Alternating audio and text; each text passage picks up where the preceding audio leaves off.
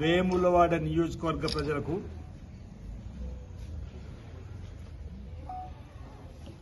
రాష్ట్ర వ్యాప్తంగా ఇతర రాష్ట్రాల్లో ఉన్నటువంటి రాజన్న భక్తులకు వివరణ ఇవ్వడానికి ఈరోజు ఈ ప్రెస్ మీట్ ఏర్పాటు చేయడం జరిగింది. గత బహుశా వారం రోజుల క్రితం అనుకుంటా భారతీయ జనతా పార్టీ ఓ ప్రభుత్వ దృష్టి బొమ్మను దగ్ధం చేసింది. వేనాడు రాజన్న ఆలయానికి నిధులు బడ్జెట్లో ఏవని 10 సంవత్సరాలుగా దేశంలో పరిపాలించి ప్రసాద్ పథకం ద్వారా అనా పైస విధించని భారతీయ జనతా పార్టీ తెలంగాణ ప్రభుత్వ దృష్టి బొమ్మ దగ్ధం చేసినటువంటి అంశం 10 ఏళ్లు ఇంచుమించు ఇంకా 2 ఏళ్ళు ఎక్కువనే కావచ్చు. ఈ అధికారాన్ని చెలాయించి పరాయి దేశం నుంచి చిలక పలుకులు పలుకుతున్నటువంటి నాయకుడికి ఈరోజు ఏటా 100 కోట్లతో ప్రతి ఏటా బడ్జెట్లో 100 కోట్లు కేటాయిస్తా వేల దేవులను అభివృద్ధి చేస్తానని చెప్పినటువంటి వాళ్ళు ఎన్నడని మిమ్మల్ని అడుగుతున్నా. తెలంగాణ ప్రభుత్వ బడ్జెట్ ప్రవేశపెట్టినప్పుడు అనా పైసని బడ్జెట్లు పెట్టిరా అని మిమ్మల్ని అడుగుతున్నా. అన్నా పైసా ఏ బడ్జెట్లో పెట్టలేదు. మా చిత్తశుద్ధిని మీరు శంకించవలసిన అవసరం లేదు అని చెప్తున్నాం. ఈరోజు తెలంగాణ ప్రభుత్వం మున్సిపల్ మరియు ఇది బడ్జెట్లోని తెలంగాణ ప్రభుత్వం మున్సిపల్ పరిపాలన మరియు పట్టణాభివృద్ధి శాఖ అంటే వేములవాడ టెంపుల్ డెవలప్మెంట్ అథారిటీ ఇందులోనే ఉంటుంది. ఈరోజు ప్రజలు మమ్మల్ని ఆశీర్వదించి ఎమ్మెల్యేగా ముందుకు పంపే క్రమంలో మేము ఎక్కడ కూడా బడ్జెట్లో మీ నిధులు పెడతామని చెప్పిన మాట కూడా మేము ఇవ్వలేము. అయినా ఆనాడు వాళ్ళు విస్మరించారు. మేము దేవాలయ అభివృద్ధి కట్టుబడి ఉంటామన్నాం. ఇప్పటికీ వీటీడే సమావేశంలో కేసీఆర్ గారు ఒక్క మీటింగ్ కూడా పెట్టలే ముఖ్యమంత్రి హోదాలో. అలాంటిది మేము నెల రోజుల లోపలనే గౌరవ ముఖ్యమంత్రి రేవంత్ రెడ్డి గారితో వీటీడే మీటింగ్ పెట్టించి మళ్ళీపోయిన ఇక రావనుకున్న 20 కోట్లు తిరిగి తెప్పించినాం. అది కూడా మీరు అందరూ గమనించారు. ఈరోజు నిన్నటి రోజు బడ్జెట్లో అసలు బడ్జెట్లో వేనాడు టెంపుల్ డెవలప్మెంట్ అథారిటీ గురించి ఏ రోజు వాళ్ళు మాట్లాడిన వాళ్ళు ఈరోజు ప్రజలు మాకు ఆశీర్వదించి రాజన్న భక్తులు మాకు ఆశీర్వదించి ఇస్తే వేములవాడ దేవాలయ అభివృద్ధి అథారిటీకి సంబంధించిన అంశం ఈ బడ్జెట్ పుస్తకంలో పెట్టేయగలిగినాం. దానికి సంబంధించి 2024-25 సంవత్సరానికి రూపాయలు 50 కోట్ల రూపాయలను 24-25 బడ్జెట్లో మేము పెట్టివ్వడం జరిగింది. రాజన్న దేవాలయ విస్తీర్ణం కోసం లేదా రాజన్న దేవాలయకు వచ్చే భక్తుల వసతి కోసం లేదంటే మంచినీటి వ్యవస్థ కోసం వాడుకోవడానికి ఈరోజు ఇది మా శుద్ధశుద్ధి నిమిషం ఉంటున్నాం. ఈరోజు భారతీయ జనతా పార్టీ భారతీయ రాష్ట్ర సమితి ఇప్పుడు రాజన్న భక్తులకు వేనాడ ప్రజలకు ఏం సామాన్యం చెప్తారంటున్నా. మీరు ప్రభుత్వ దిష్టిబొమ్మ దగ్ధం చేసిండ్రే, తెలివి తక్కువ పని చేసిండ్రు. మీరు ప్రసాద్ పథకంలో రూపాయి తీసుకురాలేరు. నరేంద్ర మోడీ గారు వచ్చి వేములవాడ దర్శనం చేసుకుపోతాడు, వేనాడ దేవాలయ ప్రసక్తే మాట్లాడు. ఈరోజు మీరు మాత్రం వేనాడ ఆలయానికి బడ్జెట్లో నిధులు కేటాయించినందుకు మేము ఈరోజు దిష్టిబొమ్మ దగ్ధం చేసిన ప్రభుత్వం అని అంటుండ్రు. ఈరోజు గమనించండి, ఈ విధంగా అబ్స్ట్రాక్ట్లో కూడా వేములవాడ దేవాలయానికి సంబంధించి 50 కోట్లు కేటాయించినట్టుగా ఈరోజు మేము పెట్టినటువంటిది. ఇప్పుడు దాని మీద సబ్బును ఎట్లా సరిదిద్దుకుంటారు అంటున్నాం. వేములవాడ టెంపుల్ డెవలప్మెంట్ అథారిటీ వీటికు 50 కోట్లు కేటాయించినట్టుగా రెండో పుస్తకం అంటే విడివిడిగా పద్దులు ఉంటాయి. ఈరోజు నేను డిమాండ్ చేస్తున్న భారతదేశం ఎక్కడైతే మీరు ప్రభుత్వ దృష్టి దగ్ధం చేసినరో ఆ ప్రభుత్వానికి పాలాభిషేకం చేయండి, తప్పును సరిదిద్దుకుండా ఉంటుంది.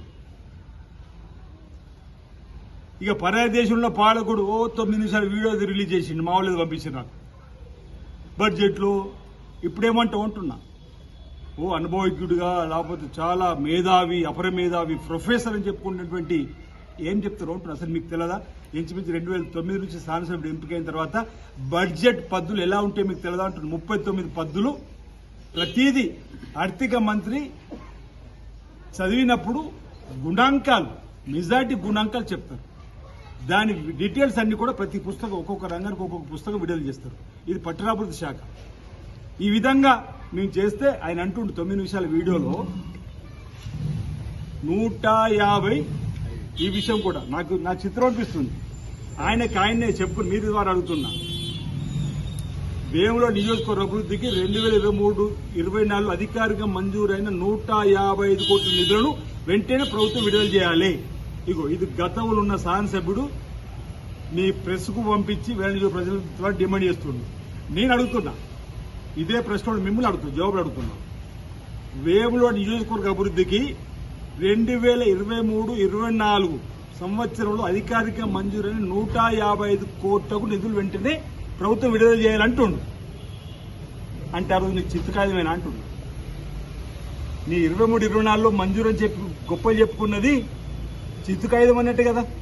అసలు ప్రొసీడింగ్ అంటే మంజూరు అంటే నిధులతో కూడుకున్నదే ప్రొసీడింగ్. నీకు నువ్వు తప్పు ఒప్పుకున్నావు కదా అంటున్నా. అంటే ఆనాడు ఎన్నికలకు ముందు ప్రజలు మసిపూసి మారి చేయడానికి ఏమంటే కొన్ని టెండర్లు అయినాయట, బ్రిడ్జీలట, రోడ్లట, పంచాయరాశాఖ జీవనట, కట్లాపూర్ రోడ్డు, దూడూరు, మేడిపల్లి, పోరుమల్ల, కోనరాపేట బ్రిడ్జీలు ఏవేవో రాసుకుంటూ వచ్చింది. ఇలా నీవు ఆ రోజు మంజూరు చేసినట్టయితే ఆనాడు ఎందుకు నిధులు విడుదల చేయాలి? ఈ రోజు మమ్మల్ని నిధులు విడుదల చేయాలంటే చిత్తు కాగలదు కదా అన్నాడు. ఎస్, మాకు బాధ్యత ఉంది. ఈ అవసరానికి తప్పనిసరి నిధులు మేము మళ్ళీ మంజూరు తీసుకొస్తామా లేకపోతే వాటికి నిధులు తీసుకొస్తామా? మాకు బేసిజాలు లేవు, అభివృద్ధి అంశాలు మాకు బేసిజాలు లేవు. కానీ ఇప్పటికీ ఇంకా తప్పును ఒప్పుకోక మేము 23 అధికారికంగా నిధులు మంజూరు చేసినా నిధులు విడుదల చేయాలి అంటే ఆనాడు నిధులు లేవనట్టే కదా అంటుంది. అంటే ఆనాడు ఎన్నికల కంటే ముందు మీరు ఇచ్చేటువంటి ఏవైతే ప్రజలకు మోసగించేటువంటి కార్యక్రమాలను ఇది ప్రజలు, వేముల ప్రజలు, రాజన్న భక్తులు గమనించబడుతున్నారు.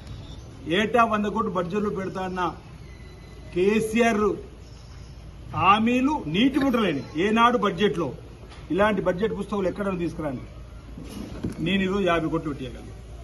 అది కూడా మా గౌరవ మంత్రులు పొన్నం ప్రభాకర్ గారు, శ్రీధర్ బాబు గారు, బట్టి విక్రమార్క గారితో సంప్రదించి, గౌరవ ముఖ్యమంత్రి గారితో సంప్రదించి, వేముల కింద లేఖ రాసిన అధికారులు డిప్యూటీ సీఎం గారితో మాట్లాడి, కోమటిరెడ్డి వెంకరెడ్డి ఆర్ఎండ్బి మినిస్టర్ గారితో మాట్లాడితే వేముల పెద్ద టౌన్, టెంపుల్ సిటీ, ఇంత అధ్వానుకుంటే ఎట్లా వెంటనే నిధులు విడుదల చేయమన్నారు. ఆ కాంట్రాక్టర్ పని చేయకపోతే ఆ బిడ్డకి సంబంధించి రద్దు చేసి కొత్తగా టెండర్లు పెట్టాలని చెప్పని పిలిపియాలని చెప్పని అనుకున్నాం. అరే మాకు మొదటి 3 మాసాలు 100 రోజులు అసలు ఎక్కడే ఉందో తెలవడానికి అర్థం కాలే. తర్వాత 3 మాసాలు ఎన్నికల కోడు, తర్వాత ఇప్పుడు 4 రోజులు అవుతుంది మీ పట్టాల మీదకి ఎక్కి.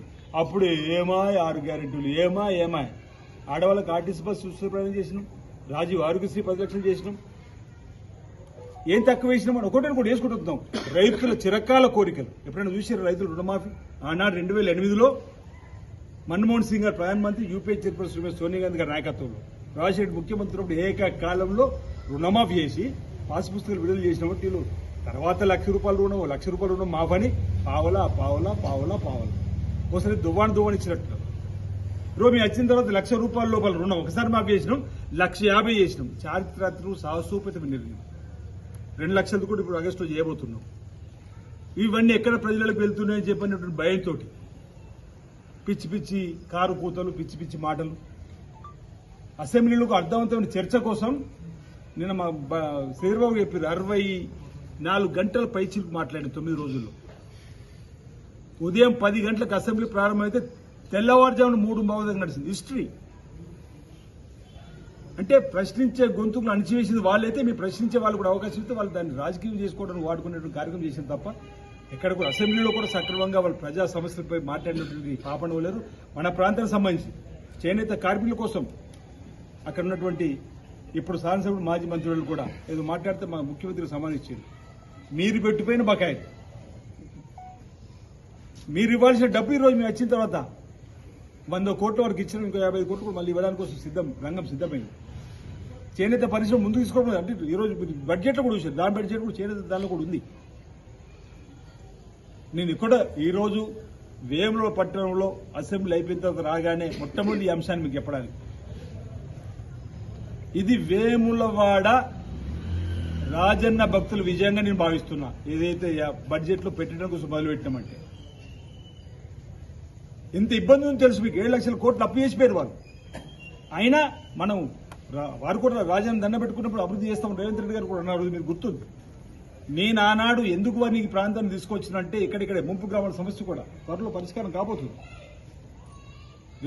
రైతులకు సంబంధించి కానీ వేల రాజధాని ప్రధాన సమస్యలు మోతుకురాపేట చెందూరు రోడ్డు అటువే అనుమతులు లేవు, అది కూడా ఇప్పించేట్టు కార్యక్రమం చేస్తున్నాం. మూలవాగు పెంటివాగు మీద బ్రిడ్జిలు మంజూరు అని చెప్పి ప్రకటించుకుంటారు. దీనిలోకి ఇప్పుడు నిధులు మంజూరు అని చెప్పండి. బట్టి చిత్తుకాయలు ఇచ్చి మీరు పారిపోయినటువంటి వాళ్ళు మీరు ఎన్నికలప్పుడు గెలవడానికి కోసం చేసేటువంటి ప్రయత్నం మీరు. ఈరోజు ప్రజలకు అంకిత భావంతో పనిచేయాలని చెప్పి నేను ఆలోచిస్తూ ఉంటున్న వాళ్ళం ఈ విధంగా అబండాలు వేయడానికి మంచిది కాదు. నేను వేములో నియోజకవర్గ ప్రజలకు ఒకటే విజ్ఞప్తి చేస్తున్నా, బీజేపీ బీఆర్ఎస్ ఆడినటువంటి దిష్టిబొమ్మ దగ్ధం నాటకమే గాని ఏమైంది నిధులని చెప్పని గగ్గోలు పడుతున్న వారు ఈరోజు ప్రజలకు ఏం సమానం చెప్తారో దయచేసి ప్రజలారా రాజన భక్తులు మీరే నిలదీయండి వారిని అని అడుగుతున్నారు. 10 ఏళ్ళ అధికారం నుండి బీజేపీ ప్రసాద పథకం ద్వారా ఒక అన్నపై తీసుకురాలి. ఈరోజు మళ్ళీ మీకు అవకాశం ఇచ్చి తీసుకొస్తామని ఆలోచన లేదు. మీ బడ్జెట్ పెట్టి ఎందుకు తీసుకురాలేకపోయారు మీరు? అంటే మిమ్మల్ని అడ్డేటోళ్ళు ఎవరు లేరా? నాకు ఎక్కడ బాధ వేసిందంటే అరే పనిచేస్తున్నావు మా దిష్టిబొమ్మ దగ్ధం చేయడం ఏంటి? పరాయ దేశం నుండి చిలక పలుకుడు ఏంది? ఆయన ఇచ్చి ఆయన ఒప్పుకున్నాడు. మీరే చూసిన వాట్సాప్లో 2023-24లో 155 కోట్ల నిధులు మంజూరు అయిన దానికి ఇప్పుడు నిధులు మంజూరు ఏమంటుంది మళ్ళా. అంటే ఆయన చిత్తుకాయదలే కానీ ప్రజలు మోసం చేసినట్టు ఒప్పుకున్నట్టుగా నీ మాటలు చెవడం చెప్పు. ఫ్లైట్ ఎక్కి దిగు ముక్కుముక్కరాయి నా చిత్తు కాగితాలని చెప్పి ఒప్పుకో. మా ముఖ్యమంత్రి గారు నిన్న ప్రసంగం మీరు చూసిండ్రు. గత ప్రభుత్వం చేసిన మంచి పనులు ఎవరంటే మేము ఆపాలనుకుంటలేము. గతంలో రాజశేఖర్ గారు, చంద్రబాబు నాయుడు ఒకరు ఉన్న ముఖ్యమంత్రి రేవంత్ రెడ్డి గారు మహిళా లోకానికి ఎంత విలువిస్తుడు మీరు అందరూ చూశారు. ఆడతల్లు కార్టీస్ కోసం ఉచిత ప్రయాణం కానీ ఆడతల్లు కోసం అనేక కోటి మంది మహిళలను కోటీశ్వరాలుగా మార్చడానికి ప్రణాళికలు కూడా సిద్ధం చేసి మా ముఖ్యమంత్రి గారు ప్రజలకు ఇవన్నీ పోతున్నప్పుడు సభ నిండు సభలో అక్కలు అని సంబోధించిండు. Bharatiya Janata party తప్పులేదన్నది, CPI తప్పులేదన్నది, MIM తప్పులేదు రేవంత్ రెడ్డి గారి మాటల్లో ఉన్నది. కానీ వాళ్ళు దీన్ని రాజకీయం చేయాలనుకున్నారు. ఒకరోజుకి వాళ్ళు దమ్ముకొచ్చింది. ప్రజల నుంచి వ్యతిరేకత వస్తుందని చెప్పి అనుకున్నారు. వేలాళ్ళకు కూడా ఏదో వాళ్ళు కార్యక్రమం చేయలేదు. అసలు హౌజులో ఏం జరిగిందో వాళ్ళకి తెలియదు. ఎందుకు పెట్రోల్ పోసుకోవాల్సి వచ్చిందో కూడా అర్థమైతే నాకేం అర్థం కాలేదు. కొంచెం అక్కడ ఏం దుర్భాష ఆడిందో అసలు అన్పార్లమెంటియన్ పదమే రాలేదు. అక్కడ తెలంగాణలో అక్కలు అనే పదం ఎంత పెద్దది. ఆ విధంగా అంటే మమ్మల్ని మోసం చేసిపోయారు, మిమ్మల్ని కూడా మోసం చేస్తారు, జాగ్రత్త అనే వర్డ్ అన్నట్టు. అది అన్పార్లమెంటరీ భాష కాదు. అరే జాగ్రత్త అని చెప్తాం మనం. ప్రయాణం చేసి జాగ్రత్త అంటావు, నాకు ఏమైనా అనుకుంటున్నావు, ఏమనుకుంటావు చెప్పి నొల్లు పెట్టుకుంటే ఏమడుతుంది? అరే ప్రయాణం జాగ్రత్త అని చెప్పి పెద్ద వస్తున్నారు అంటాడు నాన్న అన్న పోతున్నావు ప్రయాణం జాగ్రత్త అంటాడు. నీ భోగముందు ప్రయాణం జాగ్రత్త అంటే మంచి నడపనుకుంటావు అయినా చెప్పి నొల్లు పెట్టుకుంటా కదా. అరే నా శ్రేయభిలాషి నా కోసం మంచి చెప్తే చెప్పనుకోవాలి. కానీ దాన్ని కేటీఆర్ గారు ఏదైతే రాద్దాం చేయాలనుకోవడం ఫెయిల్ అయిపోయింది. మేము వాళ్ళు అసెంబ్లీ సస్పెన్షన్ కావాలని కోరుకున్నాం. మీరు సస్పెన్షన్ చేయలేం. మా ముఖ్యమంత్రి చెప్పారు వాళ్ళు ఉండాలి సభలో, వాళ్ళు చెప్పేది విన్నాం, మనం చెప్పేది వాళ్ళు వినాలని చెప్పారు. రెండోది మాది గల ఆత్మగౌరవం ఏబిసిడి వర్గీకరణ ఏదైతే ఉందో ఆ అంశంలో ముఖ్యమంత్రి గారు రేవంత్ రెడ్డి గారు పదవి బాధ్యత స్వీకరించిన తర్వాత దామోదర్ రాజనరసింహ గారు ఇప్పుడు ఆరోగ్య శాఖ మంత్రి డిప్యూటీ మాజీ సీఎం గారు అందరితో కూర్చొని చర్చించి ఎందుకు ఇది ఆలస్యమైందని చెప్పని దేశంలో పేరుగాంచిన అడ్వకేట్లు మన రాష్ట్ర ప్రభుత్వం పెట్టి ఈరోజు తీర్పు రావడం కార్యక్రమం సందర్భంలో కూడా అంత మంచి కార్యక్రమం అసెంబ్లీ జరుగుతూ కూడా వీళ్ళు ఆందోళన చేస్తారు, నిలబడి ఉంటారు. ఈరోజు కాంగ్రెస్ పార్టీ మొట్టమొదలు తీర్మానం చేసి ఏబిసిడి వర్గీకరణకు మొట్టమొదటిసారి కాంగ్రెస్ పార్టీ ఆందోళన తీర్మానం చేసినాం. సుప్రీంకోర్టులో అది రావడం, తీర్పు రావడం అనేది అనుకూలంగా హర్షదాయకం చెప్పని నిండు సభ ఆమోదించింది. మేము కూడా మరి ఆ తీర్పును స్వాగతిస్తున్నాం. దాంతోపాటు జాబ్ క్యాలెండర్ కూడా విడుదల చేస్తున్నాం. జాబ్ క్యాలెండర్ కూడా విడుదల చేసినాం. కాబట్టి ఈ ప్రభుత్వం ఇంకా రాబో రోజుల్లో మరి కొన్ని విషయాలు చెప్పుకుంటూ పోతాం. ప్రజలందరూ దీన్ని గమనించి ఈ ప్రభుత్వానికి మీ ఆశీస్సులు యథావిధిగా అందేయాలని చెప్పి కోరుతున్నాం. వేముల రాజన్న ఆలయానికి ఆ ప్రభుత్వం ఏమి ఇవ్వలేదు అంటే మనం ఇప్పటికీ 20 కోట్లు ఇచ్చుకున్నాం కదా, ఇంకా ఇచ్చుకుందామంటే అది మనం భరోసాను కల్పించిన బడ్జెట్లో కూడా ప్రవేశపెట్టాలంటే ఈరోజు 50 కోట్ల రూపాయలు పెట్టి మేము ఎన్నడూ కూడా బడ్జెట్లో ఏటా పెడతామని చెప్పి మేము మా ఎన్నికల ప్రారంభం చేయలేం. దేవాలయ అభివృద్ధి కమిట్మెంట్ ఉంటాను. కానీ ఈరోజు నేను ఎందుకు చెప్పదలుచుకున్నా అంటే అదే ప్రభుత్వ దృష్టిలో దర్శనం చేస్తారు పూర్తి తెలుగు. నన్ను ఒక మాట వాళ్ళు అడిగితే బాగుంది. మీరు అనొచ్చు తెల్లారు ఎందుకు మీరు ప్రెస్ మీట్ పెట్టలేరని. నాకు వీలు కాలే. అసెంబ్లీ నడిచింది మీరు అందరూ చూసారు.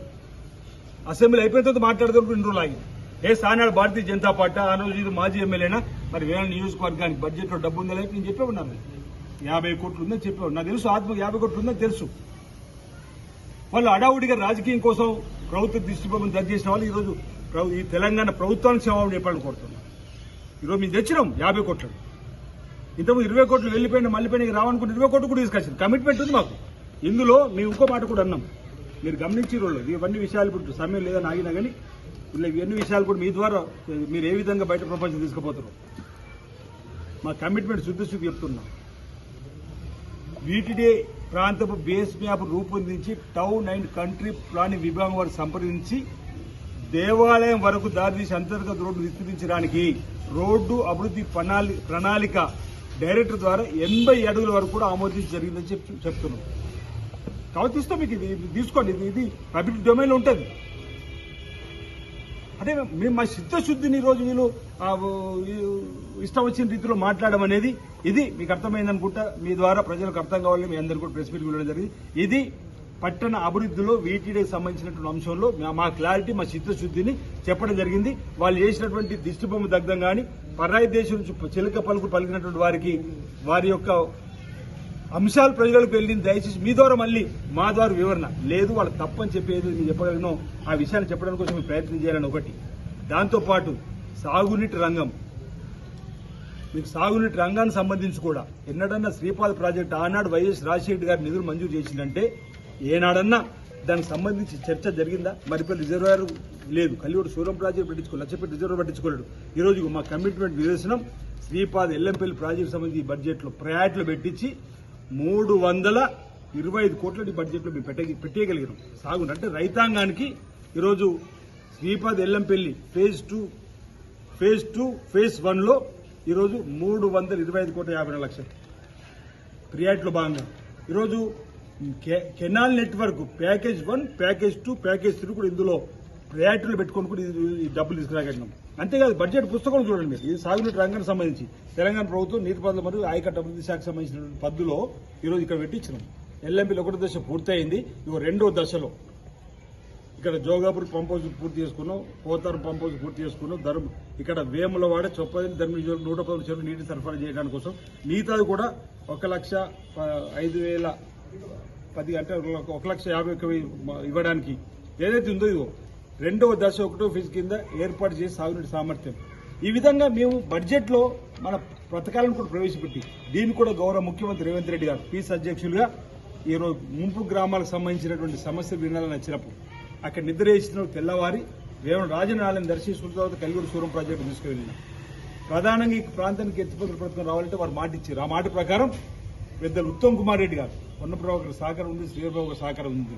వారు రాయట్టీలో భాగంగా ఎల్లంపల్లి శ్రీపాద ప్రాజెక్టు కూడా చేర్చి మన ప్రాంత రైతాంగానికి ఈరోజు శరవేగంగా ప్రాజెక్టు నిర్మాణం పూర్తి చేయాలి. మనం ఈ విషయం కలెక్టర్ గారు తీసుకుని వచ్చినాం, అన్ని చూసినాం. అంటే మా చిత్తశుద్ధి నిదర్శనంగా ఈరోజు బడ్జెట్లో కూడా డబ్బును కేటాయించేటువంటి కార్యక్రమం చేస్తున్నారు. వాళ్ళలాగా ఊకదుంపుడు ఉపన్యాసాలు ఇచ్చేది లేదు, వాళ్ళలాగా మ్యాపులతోని రంగురంగుల బ్రోచర్లు రంగురంగుల వీడియోలలో మేము చేసేటువంటి కార్యక్రమం కాదు.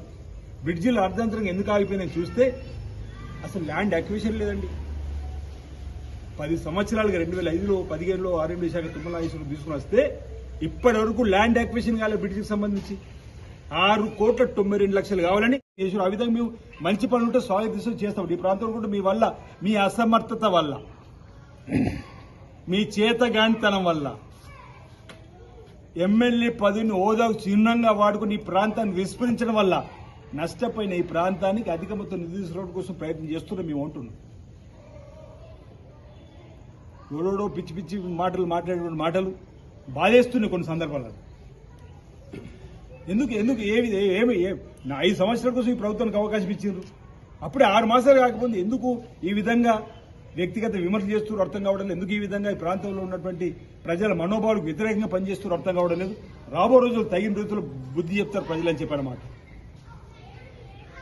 అరే అభివృద్ధి ఇంత మంచి జరుగుతుంటే ఓల్వై పరిశీలన జరిపి ఇంకా మేము అధికారులు అనుకుంటే ఇక్కడ కొందరు ఏవో ప్రాంతాలు పరిశీలన చేయడం అక్కడ ఆయన నాకేం అర్థమైతలేదు. ఎందుకు మీరు ఇంత గౌరవిస్తున్నా అర్థం చేసుకుంటలేరు కొందరు. నేను ఎంత గౌరవిస్తున్న వ్యక్తిగా అంటే ఒక్కొక్కరికి మేము మీ కింద నుంచి వచ్చిన వాళ్ళు ఓ బడుగు బలిన వచ్చిన ప్రతినిధిగా అందరి గౌరవాలు కాపాడడానికి కోసం ప్రయత్నం చేస్తుంటే కొంతమందికి దాన్ని కూడా అర్థం చేసుకుంటలేదు. ఇది సరైన విధానం కాదు. రాబో రోజుల్లో వేములవాడ ప్రాంతాన్ని రాజన్న సిరిసిల్ల జిల్లాను తప్పనిసరిగా అన్ని రంగాల్లో అభివృద్ధి పత్రంలో తీసుకొని పోవడంగా ధ్యేయంగా మేము పనిచేస్తాం. ఈ రోజు ఇంతకుముందు చెప్పారు బ్రిడ్జిలకు 6,72,00,000 కావాలని చెప్పనిచ్చి నువ్వేం చేసినట్టు అన్ని పండుతాం. రంగురంగు వీడియోలో 3 బ్రిడ్జిలు చూపిస్తారు లేదా క్షేమప్పుడు ముగ్గురు అంటున్నా. అసలు ఆ బ్రిడ్జిలు నిర్మాణం చేస్తే అటు ఇటు ప్రైవేట్ భూములు పోతున్నాయి. వాళ్ళకి దృష్టిపడి ఇవ్వాలి కదా, వాళ్ళకి న్యాయం చేయాలి కదా. అన్నా పైసలు లేవు, మంజూరే లేదు దానికి. ఇవ్వాలి వీళ్ళు గొప్ప చెప్తున్నారు వాట్సాప్లలో. ఇంకా అంటే ఉనికిని చాటుకునే కార్యక్రమమా నాకు అర్థం అవుతలేదు. ఇంకా అసలు టికెట్ కేటాయిస్తలేంటే ఇక్కడ వనికిరవన్నట్టేనా. ఇంకా అప్పుడప్పుడు ఏదో నసుగులు ఎప్పుడెప్పుడు ఏవో పెట్టేటువంటి కార్యక్రమం. సరే, ప్రజల విజ్ఞులు, ప్రజల న్యాయ నిర్ణేతలు, ప్రజలపై నాకు నమ్మకం ఉంది, విశ్వాసం ఉంది. ప్రజల విశ్వాసాన్ని కాపాడడం నా బాధ్యత. నేను సేవకుడిగా ఉంటానా, సేవకుడిగా ప్రజలకు అందుబాటులో ఉన్నా ఉంటున్నా. భవిష్యత్తులో ఇదే విధానం కొనసాగిస్తాం. ప్రజలారా మీరే న్యాయ నిర్ణేతలు. మొన్నటి రోజు బడ్జెట్లో గౌరవ ముఖ్యమంత్రి గారి సహకారము, బట్టి విక్రమార్క సహకారము, పొన్నం ప్రభాకర్ సహకారము, శ్రీధరబాబు గారి సహకారంతో బడ్జెట్ పుస్తకంలో మొదటిసారి 50 కోట్ల రూపాయలు పెడుతున్నట్టుగా, విడుదల చేస్తున్నట్టుగా ఈ ఆర్థిక సంవత్సరానికి ఆ బడ్జెట్ పుస్తకంలో అచ్చయింది. దయచేసి ఈ అంశాన్ని గమనించమని నేను కోరుతున్నా. ఏదైతే బీజేపీ బీఆర్ఎస్ చేసేటువంటి వాటిని నమ్మకండి. తప్పనిసరిగా ఈ ప్రాంతాన్ని అభివృద్ధి పథకం తీసుకొని పోయేటువంటి బాధ్యతను మీరు నాకు అప్పయిపోయింది అమలు చేయడానికి కోసం నేను ప్రయత్నం చేస్తా. వేరే దేవాలయాన్ని కూడా వాళ్ళలాగా ఏటా 100 కోట్లు పెడతావు, 500 కోట్లు అభివృద్ధి చేస్తావు చెప్పని ఆనాడు గొప్పలు చెప్పడం ఎందుకు ఇవ్వాలని చెప్పన్నాం. అన్నం కాబట్టి ఈరోజు మీరు వచ్చినాక ఎందుకు చేయాలని చెప్పని మమ్మల్ని మీరు అడుగుతారు. మీరు ఇచ్చే జవాబుదారితనంతో ఉండాలని చెప్పని మేము చేసేటువంటి కార్యక్రమం చేసుకుంటూ వస్తారు. మీ ఆశీర్వాదం మాకు అందజేయాలని చెప్పి ఈ సందర్భంగా రాజన్న భక్తులకు, ప్రజలకు కోరుతా ఉన్నా. అందరికీ ఉదయపూర్వక నమస్కారం.